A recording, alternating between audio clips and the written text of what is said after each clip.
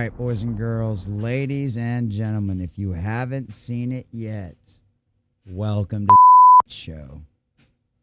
Because even My Time to Shine Hello, which is normally kind of a little bit, they're not overt, but they're a scooper first and foremost. But they're a little bit of a Disney lover, a little bit of a Marvel lover, a little bit of a DC hater kind of person, just to give full disclosure. But even My Time to Shine Hello said the exact same thing that a lot of other people said. So I'm not going to tell you what they said just yet. I'm not going to tell you what they said just yet because I don't want to taint us yet. But unfortunately, I can't. I can't help but see some of the things I see on the internet, on Twitter. So boys and girls, ladies and gentlemen, Star Wars, Disney's next box office disaster. The Mandalorian and Grogu, boys and girls. The what was supposed to be a season 4 that we know because behind the scenes we had heard from all of those reliable sources that have been proven right time and time again that this thing was initially supposed to be a season 4. But Star Wars, and particularly Bob Iger, was so desperate to actually get something that might make a little bit of a profit for this company. It won't. They decided to take this and throw it into a movie. It's the exact same thing they did with Moana 2, right? With that animated one, that was initially supposed to be a television show. How do we know this? The directors and other people involved with the screening said this in interviews out there. So we know this is a typical practice inside the Bob Iger Disney Corporation. That being said, you know what? I'll give anything a fair shot, but just as a person who has watched this stuff over and over and over again and who can recognize patterns and still do basic math, this is not going to end well for them. Season 3 was a disastrous dumpster fire as far as the ratings were concerned. After season 2, everything fell off a cliff. Jon Favreau left, which I think had a lot of problems. Jon Favreau, I think, is probably the only reason we've ever gotten anything halfway decent out of Star Wars in any form since it's been under the Disney umbrella.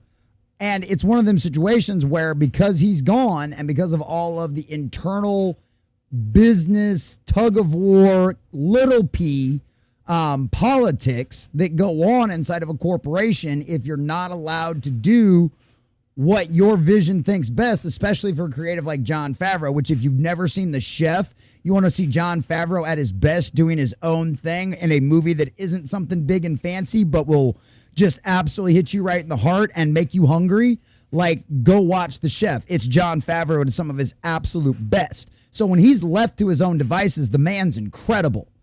Unfortunately, when you work inside of a corporate structure and you're contractually obligated to listen to certain studio heads, Kathleen Kennedy, Dave Filoni, you end up having to do some crappy things. And this is where we're at now. And like I said, this is one of them desperation moves, right? Their box office is severely limited for the Disney Corporation overall as a whole for the next few years.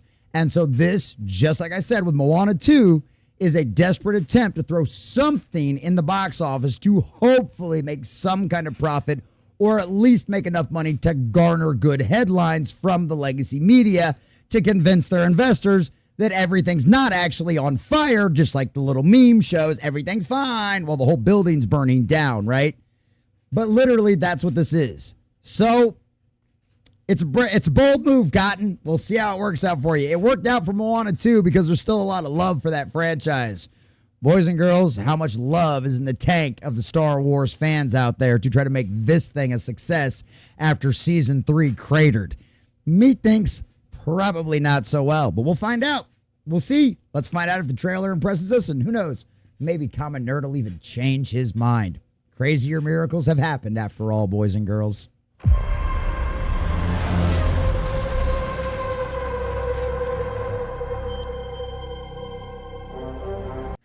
To be fair, it looks good. right? That's never been a problem really with Mandalorian and Grogu, despite some of the CGI issues we've had inside of Marvel television series and stuff like that. The look of it has never been a problem. That has never been a problem. But of course, baby Grogu is back. Gotta have him right there. They're partners in crime now. You know what I mean? Or heroes trying to save the galaxy, whatever they are at this point. So it's like, it's one of those things like, okay, whatever. You know, I watched the last 3 episodes of Book of Boba Fett just so that way. And shout out to Tism. I like the fact that he was like, man, I got to get in shape. And he's desperate to come back and fix the role, just like Ewan McGregor is. But, oh, I'm sorry, guys. You deserved so much better. You guys deserved so much better. And the fans obviously deserved so much better as well.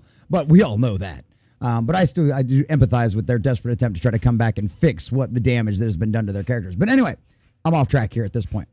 So here they are back, the little trio. A lot of people agreed. A lot of the fans have said this. I'm not the first one to say this. I won't be the last one to say this. A lot of people said we should have just ditched Grogu at the end of season 2, let him go off with Luke, and let Mando go back to being a bounty hunter, right? Going back to being what you did, what everybody kind of expected and wanted from the beginning, right? And it's easy storytelling, right? It's serial.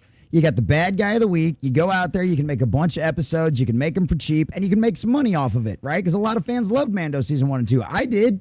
Was it ever going to fix what had happened with the Star Wars Disney sequel trilogy? No. But we're going to at least get some decent stories and have some fun in a galaxy far, far away? Sure. And sometimes at the end of the day, I am just your humble common nerd, boys and girls. I've said this a million times. You know, I liked Black Adam. You know, it doesn't take a lot to keep me entertained. Was Black Adam a good Black Adam movie? No, not at all.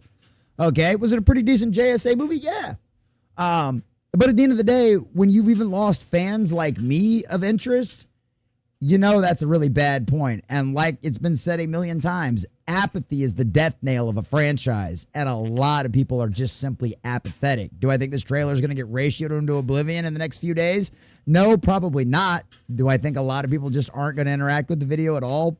Probably so. We'll see what happens. But here we go. Baby Grogu and Mando back at it again. And isn't he just so adorable? Isn't he just going to sell so many toys? Isn't he just adorable? And yes, Disney did lie to you. Star Wars did lie to you. They did not realize he would be such the hit he is. Why? Because they're stupid. That's why. They're stupid.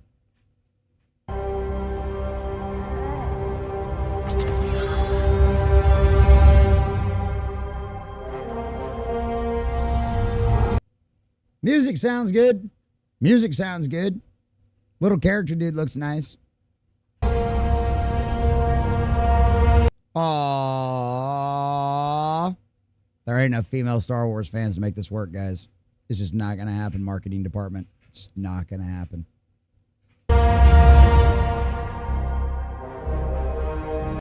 Woohoo, Ripley! Ripley's back! Woohoo! Everybody loves Ripley, right? You guys all love Sigourney Weaver, right? Everybody loves Sigourney Weaver, right? Are you going to take her out in the first episode, too? Just like you did in what was it, Dances with Witches in Star Wars? The Acolyte?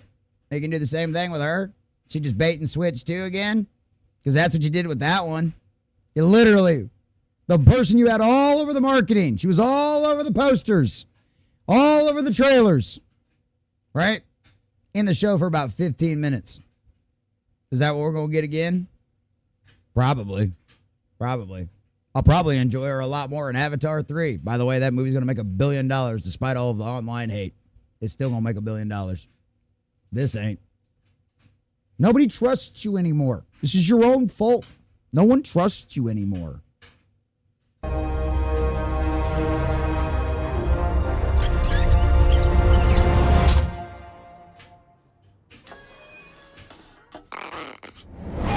Oh, look, it's cute. Isn't it funny? He's hungry. Now the running gag, he's always trying to eat things he's not supposed to. Remember when he ate the little babies? Yeah.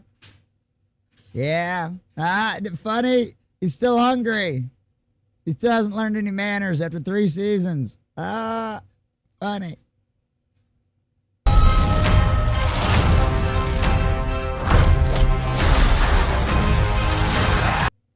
Nice kick.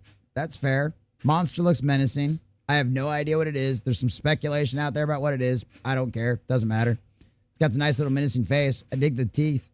Cool. Nice costume work. I mean, that's one thing you can't ever dig them for. right? Lucasfilm, their monster work is great, you know, despite a New Hope. I say A New Hope. What it was a rehash of The New Hope. It was Force Awakens. The characters look great. All the prosthetics, all that kind of stuff, all the animatronics, all of it look great. Can't deny they make that stuff look good. But okay, yay! We've got some menacing little beast in here. That is my character. Figure out a pilot class. Ooh, baby scene. Yay! Epic fight scene. Yay! Oh look! Oh, it's so cute. They're driving. Look, he's got friends. He's got friends now. He's got his own crew. Isn't that cool? Yes! Oh, there's your big beefy Jabba the Hutt. Which, to all of the casuals out there, yes, this can happen. Read some expanded universe. There are some seriously psychotic Hutts out there that are jacked monsters that'll rip you in half. Yes. Yes, absolutely. But nonetheless, why should we care about this character? I guess we'll find out in the movie if anybody goes and watches it instead of just waiting for it to come on Disney Plus, which is what you have to go and watch and catch up on in order to go see this movie. You know, series that didn't have like even more than millions of people watching, not even tens of millions of people watching, at least in the United States. Bold strategy, Cotton. See how it works out for him. Impressive.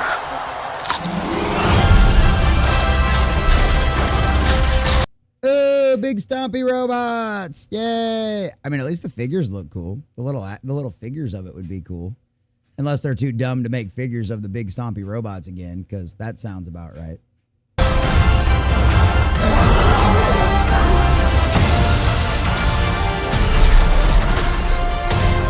Hey, you remember the AT-ATs? Look, we're blowing them up. Isn't that cool? Look. Did he throw a bomb inside of it just like Luke did? Oh my God, did he really? Let me find out. Hold on. How did he blow this thing up? I gotta watch. Ooh, it's the way. It's the way. Okay, no, he didn't quite throw it. They said AT-AT, oh no. I mean, like I said, it looks epic. I'm not gonna doubt. I mean, to be completely and totally fair, it'll probably look really cool on the big screen. I'm not going to lie. It looks like it'll look pretty cool. We haven't heard any real dialogue at all. There is a synopsis about what the movie's about out there right now. You can guys go check that out. Maybe if I remember, I'll put it in the description down below. You guys can go read it. But like, okay, doesn't really tell us a lot about the story other than there's a big beefy Jabba. There's a big beefy Hutt.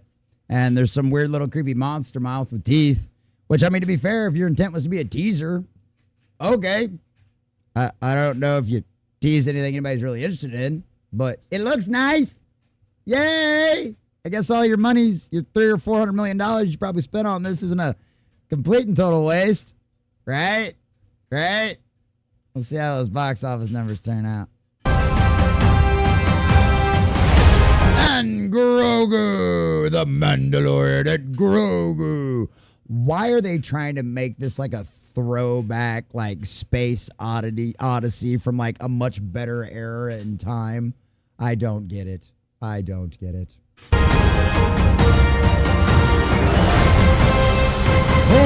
for IMAX. Oh, you know, forged, because you guys remember that armor that you had? So they're forging armor. Aren't they clever? Aren't they clever? Disney Star Wars. You're so clever. You're so clever. Good shot, baby. Oh, look. Baby Yoda is going to finally figure out how to use his force powers. And take it. Oh, it's going to be so cute. He's going to splat him. And somehow that stops the monster and everybody else tells him he's awesome. And yay. May 2026. Yay! Just in time for my birthday. Woo-hoo! Let me know down below if you want me to review this. Oh dear Lord. Not yet rated. It's gonna be PG-13. We already know that. It's going to be PG-13. So I don't know. There's not a lot of story here. There's some cool monsters. I'm sure all the theory guys will have fun with this. All the guys that want to break this down scene by scene and try to look out for all the monsters. I'm sure they're going to have fun with this. Or maybe they won't. I'm not sure if even those guys have enough care anymore to like go through and break all this stuff down. And at the end of the day, what it really comes down to is how many people out there are still watching. You know what I mean? I know I haven't picked up. I mean, I used to watch Star Wars lore videos a lot. You know, and it's one of those things as a property goes down in popularity with the fan base because of decisions, storytelling decisions that major corporations have made.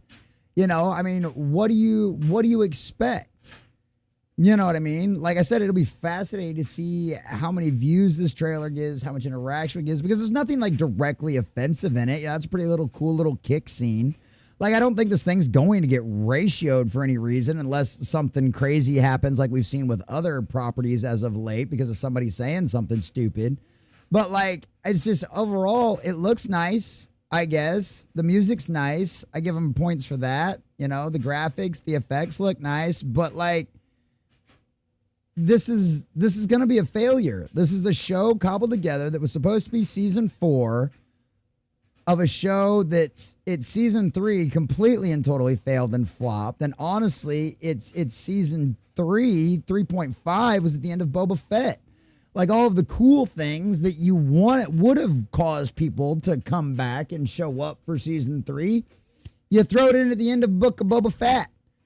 And so everybody just watched and by the way, they only watched those 3 episodes of that series. Don't believe me? Look at the ratings. Okay. And other than that, and then you just see season 3 just, and even with Katie Sackhoff in there. Don't get me wrong, I love Katie Sackhoff. She's awesome. She is great. She was an awesome Starbuck. Despite all of our references about that, she nailed the character. She seems like nothing but an awesome lady. It really sounds like Disney just had no idea. She's complained about the way she was treated in the direction and the working environment and everything else for this company. So it's one of them situations where I didn't even see her in the trailer. Is she going to return? I can't imagine they don't continue with the Bo-Katan stuff. But we'll have to see what happens. At the end of the day, boys and girls, Star Wars, for lack of a better term, is a dead franchise. And Disney Star Wars has done it. Specifically, the decisions people like Kathleen Kennedy and Dave Filoni have made. You know, they decided to go down this path. They decided to let Dave Filoni make his Ahsoka fan fiction, and Kathleen Kennedy try to turn Star Wars into a girl brand and do a self-insert herself into absolutely everything, whether it be Rey or whether it be Indiana Jones, with old horse face over there. So at the end of the day, boys and girls, this is a desperate attempt from a dying corporation, specifically a dying brand, if not arguably already a dead brand. Don't believe me? Go to Ollie's and go to Walmart. Compare who's got a bigger Star Wars toys section, okay? So at the end of the day, it's one of them situations where they have done this to themselves. They have made disastrous decisions. They have shown that they are talentless hacks that at best, all they could do is poor imitations of what happened before.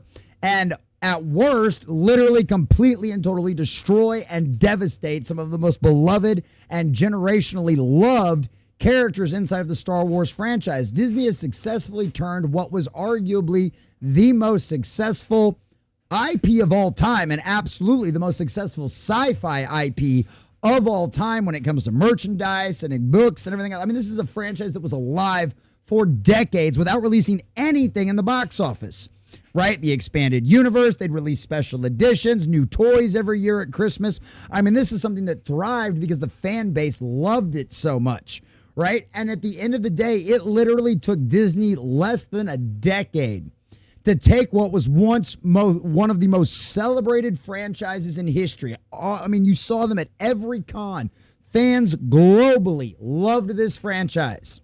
And with the creative decisions and the choices Kathleen Kennedy and Dave Filoni, and obviously Bob Iger as well, okayed all of this, have literally turned a multi-billion-dollar money printing machine into nothing more than a $30 billion disastrous dumpster fire of debt and dismemberment.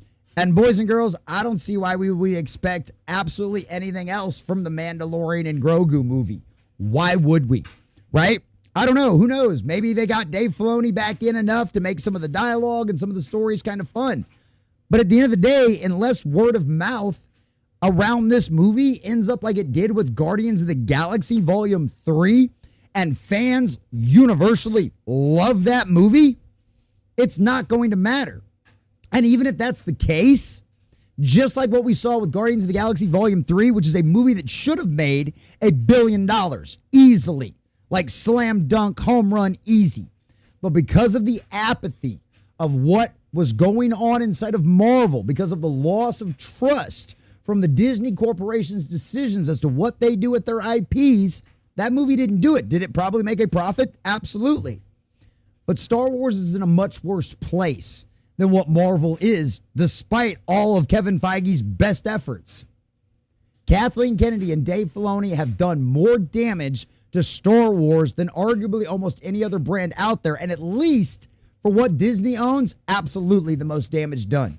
You have lost billions of dollars, and the Mandalorian and Grogu movie will be the exact same thing. After all, Bob Iger, Kathleen Kennedy, and Dave Filoni especially, you have certainly danced with the devil. And despite all of the lies he whispered into your ears in the pale moonlight, this movie is going to flop, and you have done it to yourself. Mandalorian and Grogu will burn at the box office. And after all, that's what you get for dancing with the devil.